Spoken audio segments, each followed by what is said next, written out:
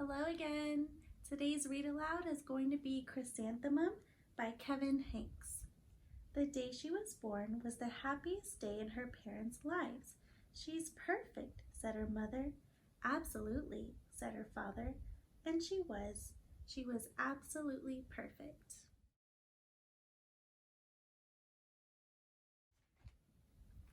Her name must be everything she is, said her mother. Her name must be absolutely perfect, said her father. And it was. Chrysanthemum. Her parents named her Chrysanthemum. Chrysanthemum grew and grew and grew, and when she was old enough to appreciate it, Chrysanthemum loved her name. She loved the way it sounded when her mother woke her up. She loved the way it sounded when her father called her for dinner. And she loved the way it sounded when she whispered it to herself in the bathroom mirror. Chrysanthemum, chrysanthemum, chrysanthemum. Chrysanthemum loved the way her name looked when it was written with ink on an envelope. She loved the way it looked when it was written with icing on her birthday cake. And she loved the way it looked when she wrote it herself with her fat orange crayon. Chrysanthemum, chrysanthemum, chrysanthemum. Chrysanthemum thought her name was absolutely perfect, and then she started school. On the first day, Chrysanthemum wore her sunniest dress and her brightest smile. She ran all the way. Hooray, said Chrysanthemum, school! But when Mrs. Ched took roll call, everyone giggled upon hearing Chrysanthemum's name. It's so long, said Joe. It scarcely fits on your name tag, said Rita, pointing. I'm named after my grandmother, said Victoria. You're named after a flower. Chrysanthemum wilted. She did not think her name was absolutely perfect. She thought it was absolutely dreadful. The rest of the day was not much better. During nap time, Victoria raised her hand and informed Mrs. Ched that Chrysanthemum's name was spelled with 13 letters. That's exactly half as many letters as there are in the entire alphabet, Victoria explained. Thank you for sharing that with us, Victoria, said Mrs. Ched. Now put your head down. If I had a name like yours, I'd change it, Victoria said, as the students lined up to go home. I wish I could, thought Chrysanthemum miserably. Welcome home, said her mother. Welcome home, said her father. School is no place for me, said Chrysanthemum. My name is too long. It scarcely fits on my name tag, and I'm named after a flower. Oh, pish, said her mother. Your name is beautiful and precious and priceless and fascinating and winsome, said her father. It's everything you are, said her mother. Absolutely perfect, said her father. Chrysanthemum felt much better after her favorite dinner, macaroni and cheese with ketchup, and an evening filled with hugs and kisses and parcheesi. That night, Chrysanthemum dreamed that her name was Jane. It was an extremely pleasant dream. The next morning, Chrysanthemum wore her most comfortable jumper. She walked to school as slowly as she could. She dragged her feet in the dirt. Chrysanthemum, chrysanthemum, chrysanthemum, she wrote. She even looks like a flower, said Victoria as Chrysanthemum entered the playground. Let's pick her, said Rita, pointing. Let's smell her, said Joe. Chrysanthemum wilted. She did not think her name was absolutely perfect. She thought it was absolutely dreadful. The rest of the day was not much better.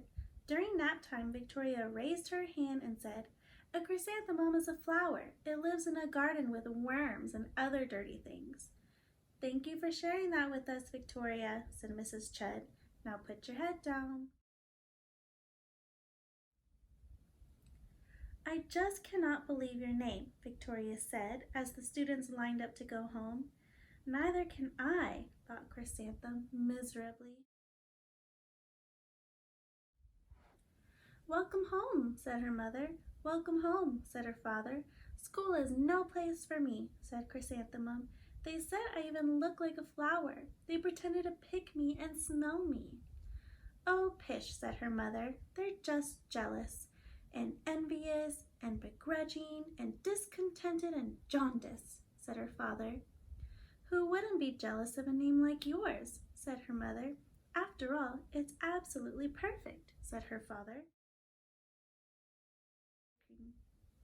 Chrysanthemum felt a trifle better after her favorite dessert, chocolate cake with buttercream frosting, and another evening filled with hugs and kisses and parcheesi.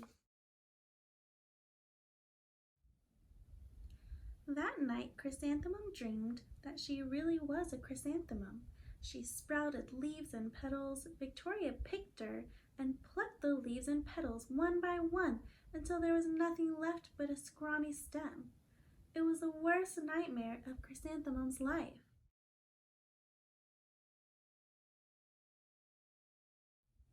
Chrysanthemum wore her outfit with 7 pockets the next morning. She loaded the pockets with her most prized possessions and her good luck charms. Chrysanthemum took the longest route possible to school. She stopped and stared at each and every flower. Chrysanthemum, chrysanthemum, chrysanthemum, the flowers seemed to say. That morning, the students were introduced to Mrs. Twinkle, the music teacher. Her voice was like something out of a dream, and as was everything else about her. The students were speechless. They thought Mrs. Twinkle was an indescribable wonder. They went out of their way to make a nice impression. Mrs. Twinkle led the students in scales, then she assigned roles for the class musical. Victoria was chosen as the dainty fairy queen.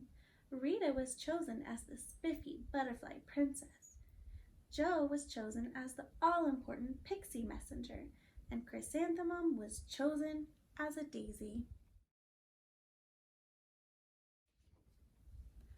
Chrysanthemum's a daisy, chrysanthemum's a daisy, Jo, Rita, and Victoria chanted, thinking it was wildly funny.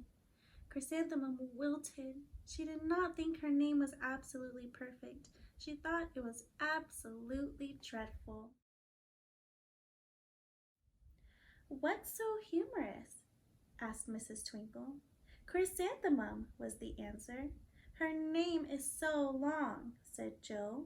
It scarcely fits on her name tag, said Rita, pointing. I'm named after my grandmother, said Victoria. She's named after a flower. My name is Long, said Mrs. Twinkle. It is, said Jo. My name would scarcely fit on a name tag, said Mrs. Twinkle. It would, said Rita, pointing. And, said Mrs. Twinkle, I'm named after a flower too. You are, said Victoria. Yes, said Mrs. Twinkle. My name is Delphinium.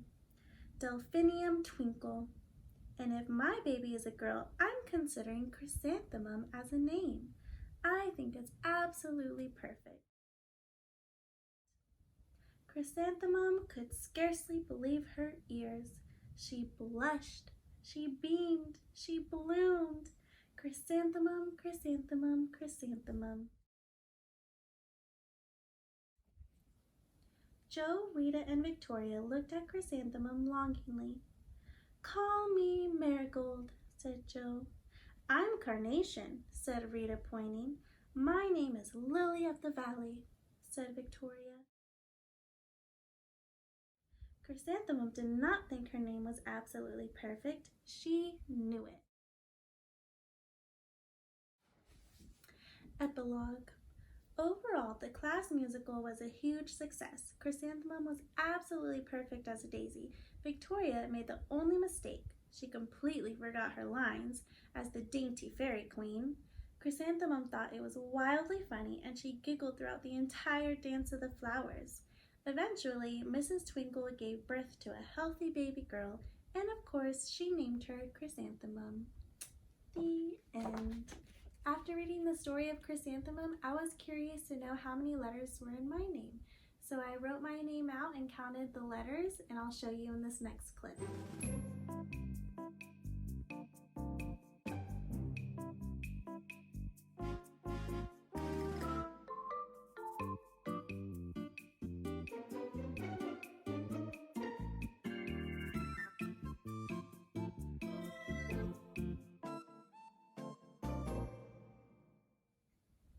This is a great activity for counting.